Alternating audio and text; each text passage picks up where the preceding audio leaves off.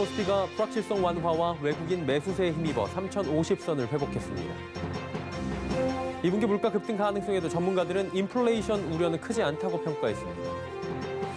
서울 청약시장에서 높은 가점의 청약 통장이 쏟아지고 있는 가운데 최고 점수 82점이 등장했습니다.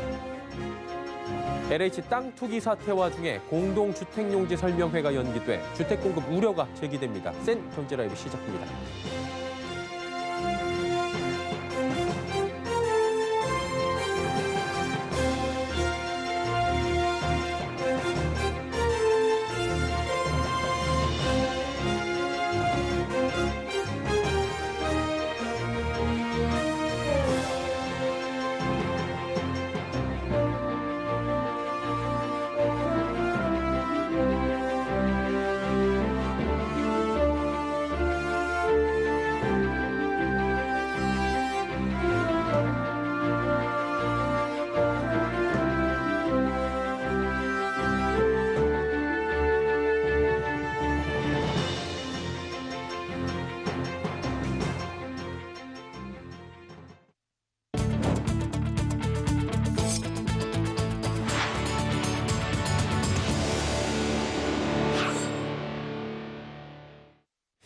시청자 여러분 안녕하십니까? 센 경제라이브 서정덕입니다.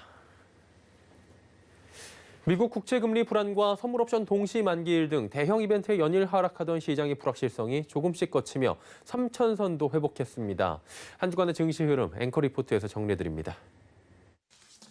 현지 시간 10일 미국 재무부의 10년 만기 또 30년 만기 국채 응찰률이 기존과 비슷한 수준을 기록하며 시장의 인플레이션 우려를 잠재웠습니다. 미 하원을 통과한 대규모 추가 경기 부양책에 대한 조 바이든 미국 대통령의 서명이 즉시 이어졌습니다. 이번 부양책 통과로 추가 실업급여 등의 현금 지급이 이르면 이번 주말부터 시작될 수 있게 되며 유동성 공급에 대한 기대감도 커졌습니다. 또 우려했던 3월 선물옵션 동시만기일 역시 상하방의 큰 변동성 없이 양시장 모두 2% 내외의 상승 흐름을 보여줬습니다. 이렇듯 대형 이벤트가 종료되며 악재에만 반응하던 국내 증시가 서서히 활기를 되찾는 모습입니다. 하지만 51거래일 연속 이어지고 있는 연기금의 매도세는 시장 상승을 가로막는 요인으로 지목됩니다. 한 주간의 수급 동향을 살펴보면 코스피는 개인과 기관이 매도한 가운데 외국인이 강한 매수를 보여줬습니다. 코스닥은 기관이 매도했지만 개인과 외국인이 매수하며 시장 상승을 주도했습니다. 이에 이번 주 코스피는 0.89% 오른 3,054.39포인트에 마감했고 코스닥 역시 0.22% 소폭 오른 925.49포인트에 거래를 마쳤습니다. 최근 기관과 외국인의 대형주 차익 실현 매물과 미국 전기차 업체 테슬라의 주가 하락까지 겹치며 고전하던 전기차 관련 종목들이 일제히 반등에 성공했습니다. 특히 테슬라 주가가 699달러 선까지 회복한 것이 관련 업종 주가 상승에 힘을 보탠 것으로 풀이됩니다.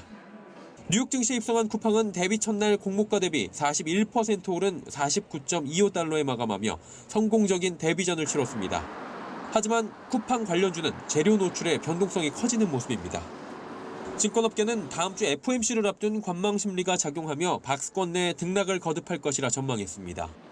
국내 주식시장의 이익 추정치 상향에 따른 밸류에이션 부담 완화는 긍정적 요소로 특히 미국향 수출주와 내수 소비주에 대한 관심을 언급했습니다.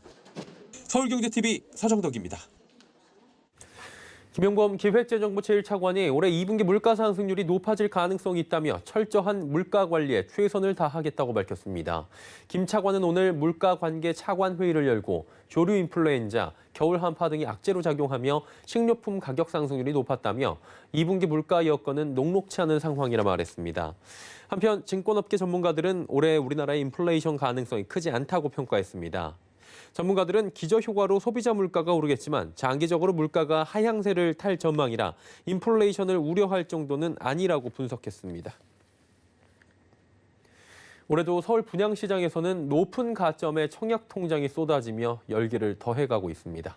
한국부동산원 청약홈에 따르면 오늘 당첨자를 발표한 서울 강동구 고덕동 고덕강일 제1풍경채 전용 면적 84제곱미터 A형은 당첨 최고 점수가 만점에서 2점 모자라는 82점을 기록했습니다.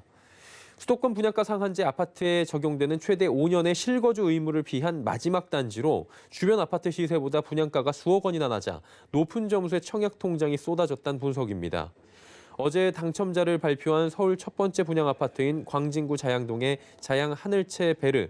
이 단지 역시 당첨 최고점이 74점으로 나타났습니다. 한국토지주택공사 일부 직원의 땅 투기 사건이 국민적 분노를 사고 있는 가운데 변창흠 국토교통부 장관에 대한 책임론이 불거집니다. 변 장관은 자리에 연연하지 않겠다며 청와대 결정에 따르겠다 밝혔습니다. 설석용 기자입니다. LH 직원들의 땅 투기 사건으로 인한 변창흠 국토교통부 장관의 책임론이 불거지고 있습니다. 정세균 국무총리는 어제 국토부와 LH 임직원들에 대한 부동산 투기 사례 1차 전수조사 결과를 발표하면서 변 장관이 책임에서 자유로울 수 없다고 말했습니다. 그러면서 변 장관의 거취에 대해 정부가 심사숙고하겠다고 밝혔습니다. 여권 내에서도 변 장관에 대한 사퇴 목소리가 커지고 있습니다.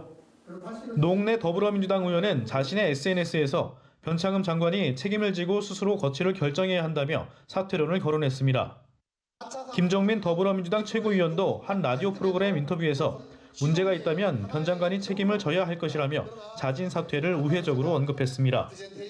오늘 국회 국토위에서 열린 전체 회의에서 김은혜 국민의힘 의원이 변 장관에게 사의 표명할 생각이 있냐고 묻자 변 장관은 여러 가지 고려해서 판단하겠다고 답했습니다. 변 장관은 또 여러 차례 자리에 연연하지 않겠다고 말했다면서 청와대 결정에 따르겠다고 밝혔습니다. 공직자들의 땅 투기 사건이 국민적 공분을 사고 있는 가운데 변창흠 장관의 경질론에 대한 목소리가 커지고 있습니다. 서울경제TV 설석영입니다.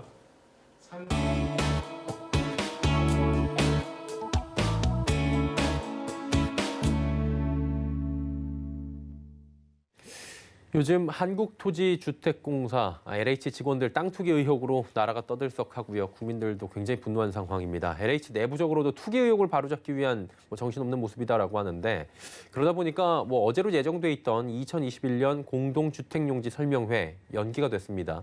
회사 사정상 설명회를 열기 어렵다라고 밝혔는데 해당 행사를 통해 주택사업 전략을 짜는 건설사, 시행사에도 주택 공급에 지장이 가지 않을까 이런 우려의 목소리가 당연히 나올 수밖에 없습니다.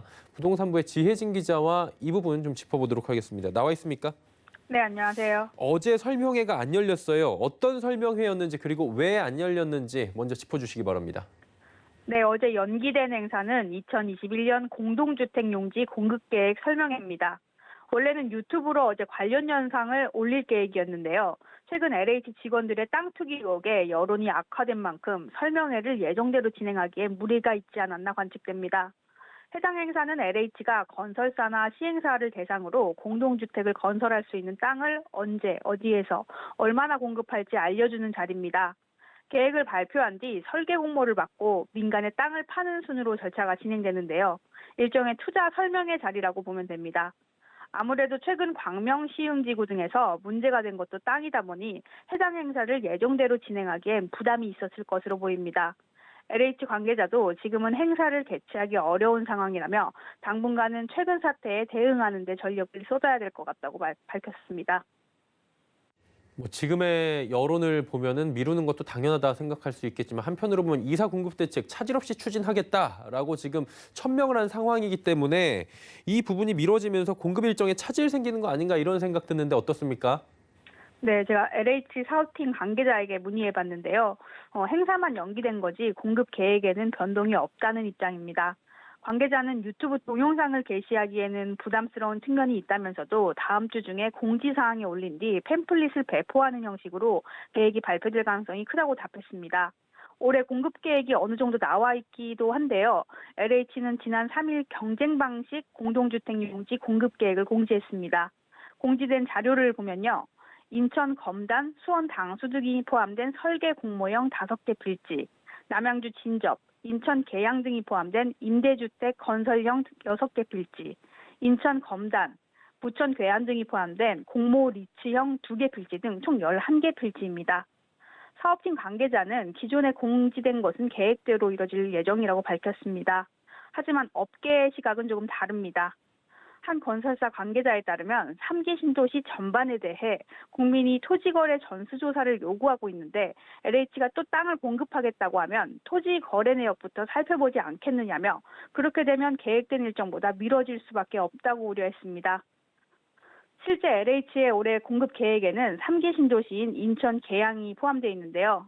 오는 8월에 공모가 나올 계획이라고는 하지만 3기 신도시 전수조사에 대한 여론이 높다는 점을 고려하면 지연 가능성도 배제하기는 어려워 보입니다. 또 현재까지 공개된 공급 계획은 11개 필지뿐입니다. 모두 경쟁 방식이고 면적으로 따지면 총 54만 제곱미터 수준인데요. 그동안 LH가 공급 계획 설명회를 통해 공개한 공급 규모를 보면 지난 2019년은 83개 필지 337만 제곱미터, 지난해에는 86개 필지 394만 제곱미터입니다. 필지 수로 보나 면적 수로 보나 올해 드러난 계획은 턱없이 부족한데요. 앞으로 공지를 통해 더 공개될 토지가 많아 보입니다. LH 계획을 보고 그의 수주 계획이나 사업 계획 등을 짜는 건설사들이 많은데요. 문매를 맡고 있는 LH로서도 계획을 미루긴 부담이 있을 겁니다. 건설사 수주가 이뤄지지 않으면 그만큼 주택 착공에 들어가지 못한다는 뜻이고 그 말은 곧 분양 물량이 줄어든다는 걸 의미하기 때문입니다. 일단은 다음 주 어떤 땅들이 올해 계획에 포함될지 지켜볼 필요가 있어 보입니다. 예, 다음 주에도 관련 소식 전해 듣도록 하겠습니다. 부동산부 지혜진 기자였습니다. 수고하셨습니다. 감사합니다.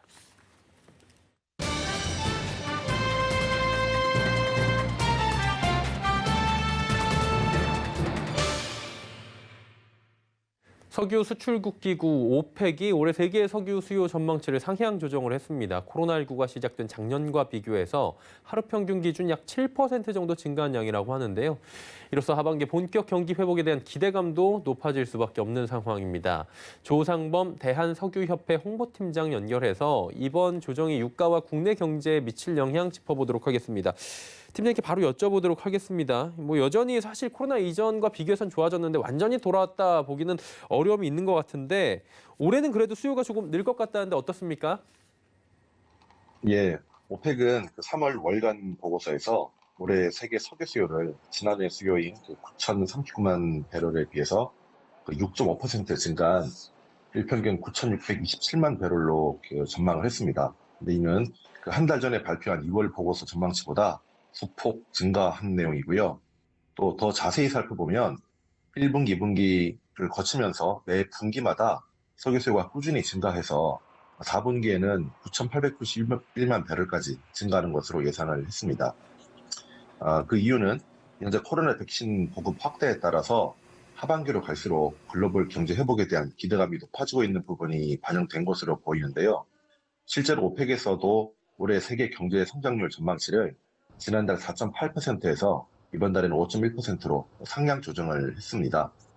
하지만 그 전망치대로 석유 수요가 증가한다고 하더라도 코로나 직전이었던 2019년 세계 석유 수요인 하루 1억 배럴에 달하기에는 아직까지 못 미치는 상황이고 또 아직도 항공이나 수송용 석유 수요가 완전히 회복되려면 더욱 오랜 시간이 필요할 것으로 보고 있습니다. 결국에는 이제 유가를 봐야 될 것 같은데 올해 유가 굉장히 가파르게 상승하고 있습니다. 그렇다면 남은 시간 동안에 올 한 해 어떤 흐름을 글로벌 유가가 보일 것으로 예상할 수 있겠습니까?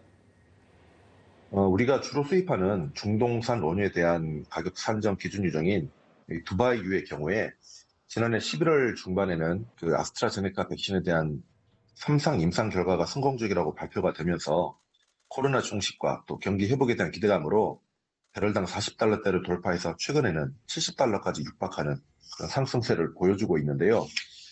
물론 이는 백신에 대한 기대감뿐만 아니라 지난달에 미국의 이상 한파에 따른 석유 생산시설 가동 중단이나 또 3월 초에 오펙 플러스 산유국들의 감산 유지 발표 등의 여러 요인들이 복합적으로 작용해서 나타난 것입니다.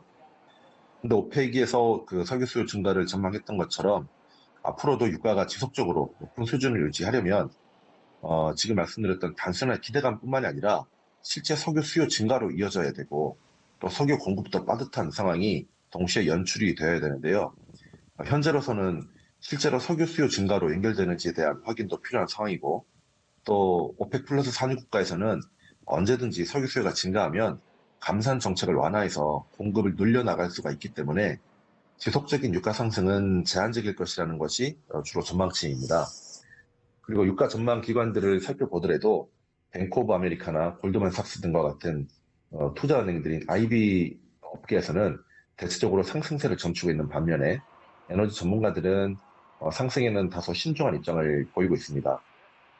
그래서 세계 석유 가격을 전망하는 미국 에너지 정보청 같은 경우에는 2분기보다 3분기, 3분기보다 4분기의 유가를 점차 낮게 이렇게 전망하고 있습니다. 마지막으로 이로 인한 국내 영향 좀 짚어보도록 하겠습니다. 정유업계 작년에 굉장히 실적이 안 좋았던 걸로 알고 있는데 올해는 좀 회복이 되겠습니까? 우리 국내 기름값은 국제 유가에 비해서 대략 2주 내지 3주의 시차를 두고 후행하고 있는데요. 국제유가 상승세에 따라서 국내 주유소 가격도 지금 현재 15주 연속 상승세를 기록 중에 있습니다. 지난 2, 3주간의 국제유가가 상승세였기 때문에 국내 기름값도 당분간은 오름세를 보일 것으로 보입니다. 국내 정유사들은 지난해 코로나19의 그 직격탄을 맞아서 줄어든 석유 수요와 또 최악의 정제 마진 등으로 인해서 지난해 무려 5조 가까운 적자를 기록을 했습니다. 물론 올해는 아직까지 변수가 많이 남아있긴 하지만 최근에 유가 상승에 따라서 재고 평가 이익도 증가하고 있는데에다가 또 최근 정제 마진도 배럴당 2달러 내외로 선익 분기점이 4달러에 비해서는 아직까지 낮은 수준이긴 합니다. 하지만 지난해보다는 상승세를 이어나가고 있고요. 또 오페크에서 전망한 것처럼 앞으로 국내외 석유 수요가 회복이 된다라면 실적도 점차 개선될 것으로 전망합니다. 특히 이번 1분기 같은 경우에는 지난해 1분기에 기록했었던 참담했던 실적을 많이 회복을 해서 올해는 조심스럽게 흑자를 기록하지 않을까 이렇게 예상하고 있습니다. 예, 조상범 대한석유협회 홍보팀장과 함께 세계 석유 수요 상향 조정에 따른 글로벌 시장 국내 산업 전망까지 살펴봤습니다.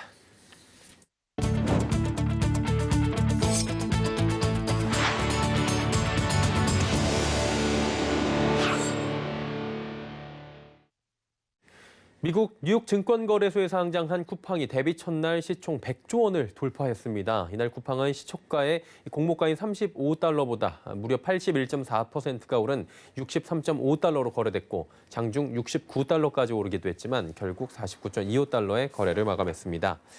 야후 파이낸스에 따르면 쿠팡의 시총은 종가 기준 886억 5천만 달러, 한화로 약 100조 4천억 원을 기록했습니다.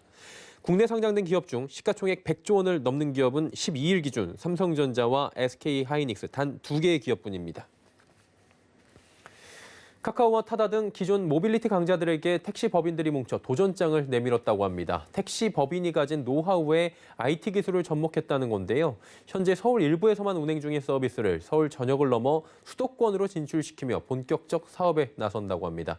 문다희 기자의 단독 보도입니다. 9개 택시법인과 IT 기업 MHQ가 손잡고 만든 모빌리티 기업 진모빌리티의 IM 택시. 카카오 택시와 타다가 IT 기업이 이동 서비스에 진출한 형태라면 IM 택시는 택시 면허 사업권을 보유한 택시 법인들이 IT를 도입한 겁니다. IM 택시는 기존 승합 택시를 고급화시킨 서비스로 전 차량을 카니발로 운영하고 좌석간 공간 확장 등을 통해 기존 택시보다 편안한 서비스를 제공하는 것을 목표로 합니다. 산학금 제도로 운영되는 기존 택시 법인과 달리 월급제와 성과급제를 도입해 기사들의 처우를 개선했고 인공지능 기반 알고리즘을 통한 무조건 배차로 승차 거부 걱정을 없앴습니다.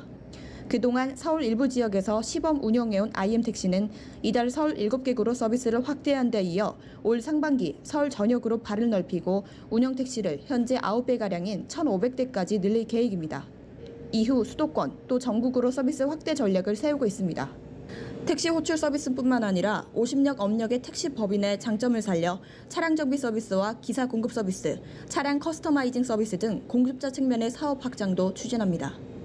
여기에 장기적으로는 택시 안에서 쇼핑도 할 수 있는 이커머스 사업으로도 확장하며 플랫폼 기업으로 자리매김한다는 목표입니다. 모빌리티로서의 횡적인 확장도 계획을 하고 있고 구매력 높은 저희 소비자층을 토대로 저희가 이커머스라든지 다른 종적인 사업으로도 확장을 계획하고 있습니다. 진모빌리티는 본격적인 사업 확장에 앞서 그간 베타 서비스를 진행하며 IT 기업 주도의 대형 모빌리티와의 경쟁 준비를 마쳤습니다.